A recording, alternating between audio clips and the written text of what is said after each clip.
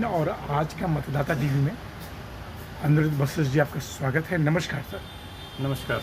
अनिरुद्ध जी बहुत अच्छे लेखक हैं, बहुत अच्छे विचारक हैं, बहुत सारी प्रतिभाएं आपके अंदर है, लेकिन जो हमारा जो न्यूज़ ग्रुप है वो उसकी यही चेष्टा होती है कि समय समय पे हम आपसे बात करें।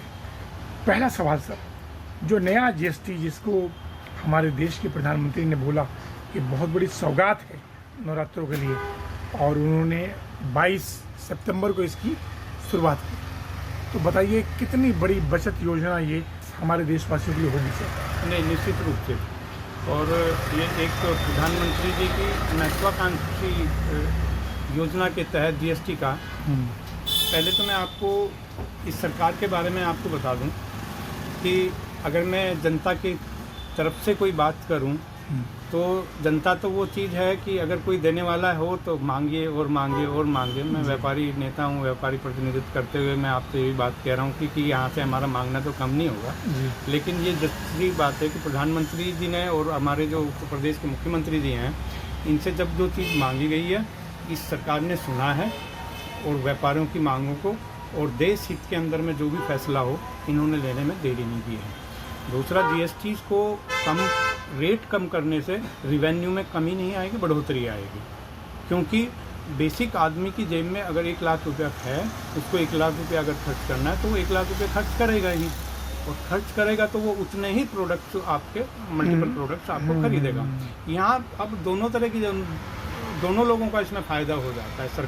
सरकार के पास में जो व्यापारी हैं उनकी टर्नओवर बढ़ेगी, और वहीं लोगों को फ़ायदा कि वो अब ज़्यादा सामान खरीदेंगे। तीसरा फ़ायदा ये है कि हमारा अपना अब लोकल सामान जो है वो काफ़ी कुछ बिकना इससे आरंभ होगा, उनको बूस्टअप मिलेगा, तो इससे रिवेन्यू भी बढ़ेगा और जो व्यापारी की जो मांग थी वो भी पूर्ति हुई है, और जो कंज्यूमर के हित में, जो देश के नागरिकों के हित में ये एक बहुत बड़ा स्टेप है, इसमें कोई संदेह नहीं जी। अनिरुद्ध जी, जो इस बार स्लैब रखा गया है 5% और नहीं 12% और 18%, 5% और 28% स्लैब ख़त्म कर दिया गया है, और मारुति का 35 वर्षों का रिकॉर्ड भी टूट गया, इतनी गाड़ियाँ सेल हुई। अच्छा, इसमें एक चीज़ हो रहा है, आपने जो बताया है कि 2 स्लैब कर दिए गए हैं, 18 और 12 जी। इसमें जो बताने वाली बात है वो मुख्य ये है कि 12 का कोई बढ़ा के 18 नहीं किया गया किसी भी प्रोडक्ट को। यस। 28 वाले को 18 किया है। यस। एक तो 2 रेट कर दिए, और किसी भी चीज़ को बढ़ाया नहीं गया है, अपितु मैक्सिमम जो घर में यूज़ होने वाली चीज़ें हैं जिसमें खास तौर से उस चीज़ का ध्यान रखा गया है जो महिलाएं अपना किचन चलाती हैं, तो मैक्सिमम चीज़ों को कम किया गया है, बढ़ाया किसी चीज़ को नहीं गया। स्लैब में से आप ये समझ लीजिएगा कि जो 28 किया था, 28 के जो प्रोडक्ट थे वो 18 के अंदर में जोड़े गए। कोई प्रोडक्ट 12 का 18 पे नहीं ले जाया गया अदर देन द लग्जरी, ठीक है ना जी।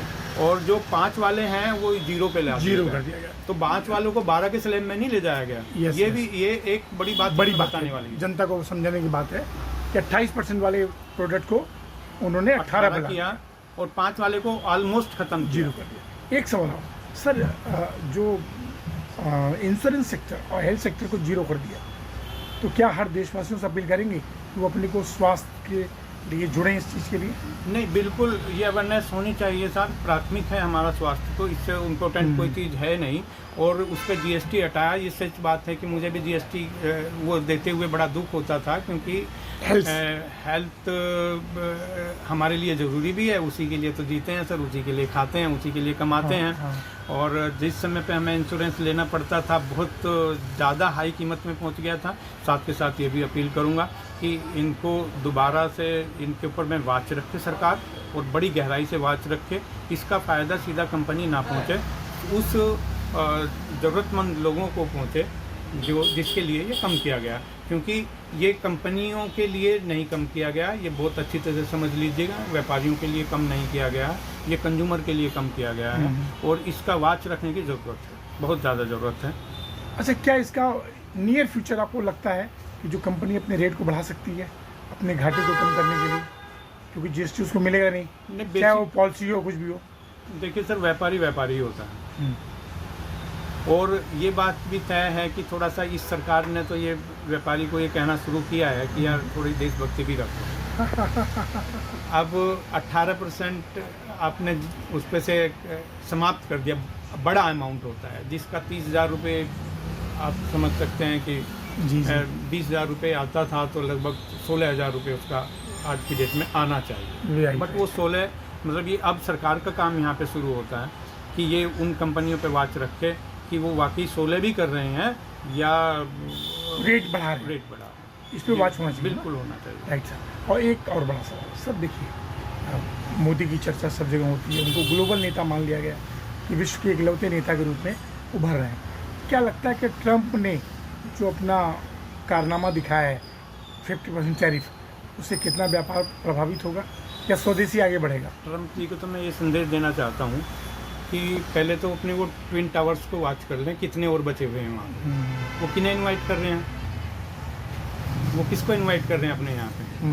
भारतीय जितनी सहजता और जितनी सरलता और जितनी सभ्यता से उनके साथ में रहते हुए हैं, और जो भारतीय टैलेंट है ना, उसने अमेरिका को कहीं अमेरिका बनाया, और जिसको ये बसाने की जा रहे हैं वो लेके डूबेंगे। ट्रंप मेरी नज़रों में अपना नुकसान ज़्यादा, हमारा कम कर रहे हैं, हमें चैलेंज कर रहे हैं। ये बात है नहीं कि हमें नुकसान नहीं पहुंचेगा, एकदम से व्यवस्थाएं चेंज होती हैं, एकदम से जो है ना थोड़ा सा तो विचलित करते ही हैं। कहीं पे भी किसी भी तरह का कोई भी नियम आ जाए, जब मैंने जीएसटी में किया तो आप समझो कि मुझे भी दिक्कत तो हालांकि कम हुआ, लेकिन फिर भी उसमें आप मुझे अलग अलग तरीके से उसको हर प्रोडक्ट के ऊपर में अप्लाई करना है, तो मुझे भी दिक्कत होंगी, परेशानियाँ होंगी। ट्रंप के इस वजह से मैं ये कह रहा हूँ कि चैलेंज है, ये अवसर है हमारे लिए कि ये तो समझना ही होगा आपको। और इस व्यावसायिकरण के युग के अंदर आप ये मत समझ लीजिएगा कि कोई भी देश हमारा मित्र है, कोई भी देश हमारा मित्र है। ये व्यावसायीकरण का समय दौर है, इस समय पे सबको अपना फ़ायदा देखना है। तो जब तक हम दुनिया को ये एहसास ना करा सकें कि उसको हमारी ज़रूरत है, तब तक हम अपनी बात नहीं रख सकते। दूसरों पे कमेंट करना बेकार है, और इसके लिए हमें ही बढ़ना होगा, हमें ही चलना होगा। सर, मोदी जी ने एक आह्वान किया है, स्वदेशी प्रोडक्ट का यूज़ करो, तो इससे तो बढ़ावा मिलेगा ना, कम की जरूरत नहीं पड़ेगी। सर ऐसा है कि कभी 70 वर्षों में तो नहीं किया गया था ना। आपने कभी सुना था सर 2014 से पहले किसी भी आदमी ने ये कहा हो, कहने लगे कि भाई तुम अपने घर में सफाई रखो, सफाई रखने वाली चीज़ होती है। किसी प्रधानमंत्री ने कहा हो, किसी मंत्री ने भी कहा हो, मैं कह रहा हूँ किसी पार्षद ने भी सर कहा हो, कभी नहीं कहा ना। लेकिन वो इतनी बड़ी हुई बिगड़ी हुई आदतें धीरे धीरे करके ठीक होंगी। और मैं आज भी मानता हूँ कि कंज्यूमर की ये बात समझनी चाहिए, अगर नहीं समझता तो भी समझनी चाहिए। सर मोदी जी ज़बरदस्ती तो मेरा हाथ पकड़ के कोई चीज़ प्रोडक्ट को नहीं खरीदवाएंगे, थोड़ा तो हमें भी समझना होगा और हमें भी संभलना होगा। हाँ, असर ज़रूर पड़ता है सर। मैं ये कहता हूँ कि आपकी बात अगर ठीक है तो उससे कहने से नहीं चूकना चाहिए, क्योंकि हो सकता है कि वो पूर्ण रूप से अफेक्ट ना करे, लेकिन धीरे धीरे अंकित ज़रूर करेगी। ये रेगुलर कहते जा रहे हैं। अब ये 2014 से 11 साल के अंदर में सैकड़ों बार उन्होंने कहा होगा कि हमें जो है ना, जो भारत आत्मनिर्भर भारत बनना है, ये जो तो ये धीरे धीरे करके सर जरूर असर करता है, और किया भी है। प्रोडक्ट हमारे यहाँ बनेंगे तो खरीदे जाएंगे सर। क्रांतिकारी बदलाव लाया दोनों ने किया सर। खरीदार भी तभी खरीदेगा जब हमारे यहाँ बनेंगे। बनाने के लिए उन्हें व्यवस्थाएं करनी होंगी। हाँ, थोड़ी बहुत कमियाँ जरूर हैं सर, सिस्टम तो पुराना ही है, एम्प्लॉइज़ पुराने हैं, उन सब लोगों को बात रखने की ज़रूरत है, उनके लिए डंडा लेके की चलने की ज़रूरत है। अगर वो यहाँ पे प्रोडक्शन के लिए माहौल बनाएंगे तो बाहर की कंपनियाँ भी यहाँ पे आके माल बनाएंगी, और हमारे लोगों को भी, स्टार्टअप वालों को भी बहुत कुछ इसमें यहाँ पे मिलेगा। इस दिवाली पे सर बहुत सारे स्वदेशी प्रोडक्ट बिकेंगे, जीएसटी की बढ़ोतरी भी होगी, तो देखो सर मैं एक चीज़ आपको कहता हूँ बहुत स्पष्ट रूप से, मैं किसी भी तरह की वो व्यापारी बात नहीं कर रहा, ना मुझे वोट चाहिए जी, और ना मैं सरकार का कोई ऐसा पक्ष कर रहा हूँ, पॉजिटिव चीज़ को पॉजिटिव कर रहा हूँ। लेकिन बहुत सारे लोग ये कहते हैं, कहने लगे कि जो चाइना का माल बहिष्कार करने वाले लोग घर के दुकानों के अंदर चाइना का बेचते हैं। सर हलवाई तो वो मिठाई बनाता है जो टेस्ट ग्राहक को पसंद आता है। बात तो ये नहीं है कि चाइना से आज हम 80% माल खरीद रहे हैं तो कल वो जीरो हो जाएगा, नहीं हो सकता ना सर। ये विश्व ग्लोबलाइजेशन का समय है, इस समय पे सब व्यापार पूरा वैश्वीकरण है। ये कोई एक देश का पर्टिकुलर मामला नहीं है, नहीं तो हम आइसोलेट हो जाएंगे सर। 100% में मुझे बता दीजिएगा, जापान जैसा राष्ट्रवाद का उदाहरण दिया जाता है विश्व के अंदर में, 100% नहीं है सर। वो नहीं है। बाहर के प्रोडक्ट तो वहाँ भी जाते हैं ना सर, आते हैं। है ना। तो हमारा जो बेसिक ये बात तो हमें तय करनी पड़ी होगी, अगर चाइना से हम 50 रुपए का माल ले रहे हैं तो 50 का हम उसे दे सकें, हमें इस पोजीशन में आना। यस, हमें ये नहीं आना कि चाइना का बहिष्कार कर दिया और हमारी पास पोजीशन ये है नहीं कि हम उस चीज़ को बना सकें। ये कैसे संभव है? तो कई लोग अर्थ गलत निकालते हैं। स्वदेशी का आह्वान करने का मतलब ये नहीं है कहने लगे कि 100% आप नेगलेक्ट कर सकेंगे यूएस को या 100% चाइना को या किसी चाइना को। और ये तो ऑपरेशन सिंदूर होने से तो सर पाकिस्तान सर हमारा पुराना दुश्मन है, पार्टीशन के समय से दुश्मन है। उनके टमाटर कभी इधर आते थे, कभी हमारा सामान वहाँ पे जाता था। बिल्कुल बिल्कुल। उन दुश्मन देशों से भी हमें वाद में रखना पड़ता है। ये ग्लोबलाइजेशन का समय है, ये तो आपने ये सही कहा का समय है। लेकिन हाँ, इसका एक संतुलन जो है ना, वो संतुलन को हमें केंद्रित होना चाहिए कि हम भाई दुनिया से अगर 80% का इंपोर्ट कर रहे हैं और सिर्फ 20% का हम एक्सपोर्ट कर रहे हैं, उसे हमें कहीं ना कहीं बराबरी पे लेके आना पड़ेगा। और बराबरी पे भी अगर ले आए, होना तो ये चाहिए कि जैसे चाइना है, इंपोर्ट बहुत कम करता है दुनिया से, एक्सपोर्ट बहुत ज़्यादा करता है, होना तो ये चाहिए। देश की समृद्धि तो उसमें है।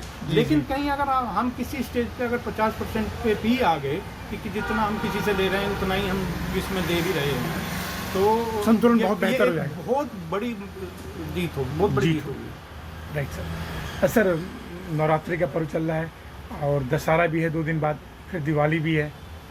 क्या देशवासियों को संदेश देंगे स्वदेशी को लेके?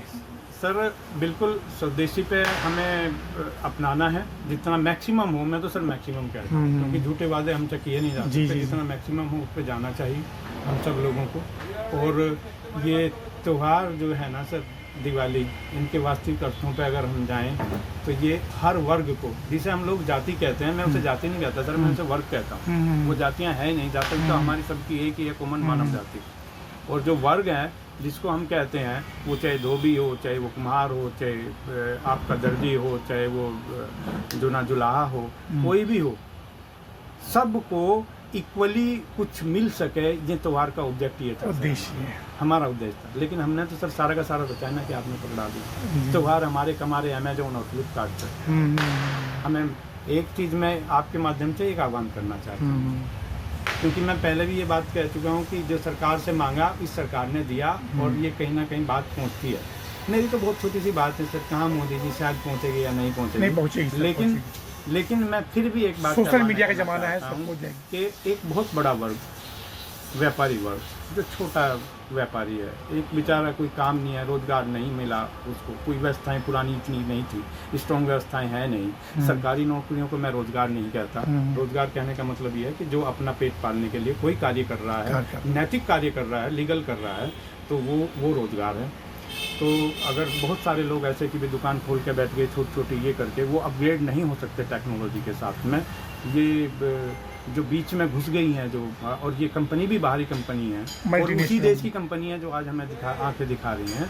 कहीं ना कहीं इनके लिए कोई नियम ऐसे निर्धारित हों कि जो फुटकर व्यापारी है उसको कहीं ना कहीं प्रोटेक्शन मिले, उसे कहीं ना कहीं कोई संरक्षण मिले। ऐसे नियम जरूर आने चाहिए। हम पुनः इस बात को मांग करेंगे और बार बार मांग करेंगे। और मैं फिर यही बात कहता हूँ कि मांग उससे करते हैं जिससे हम लोग उम्मीद करते हैं, जैसे कि छोटे व्यापारी भी जिंदा रहें और वो अपना पूरा सहयोग देश के लिए सर। एक बहुत ही छोटी सा दुकानदार भी ना, कम से कम एक आंकड़े के अनुसार 3-4 करोड़ फुटकर व्यापारी है। जो कोई ऐसा है कि जो मतलब 10-15 लड़के रख के अपना काम कर रहा है, कोई ऐसा है कि जिसने बाहर अपना खुद ही बैठा हुआ है, या बहुत ही ऐसा काम है कि एक लड़का उसने निकाल के रख सकता है। तो आप ऑन एंड एवरेज निकालोगे, एक दुकान से ऑन एंड एवरेज 9-10 पेट खुलते हैं साहब।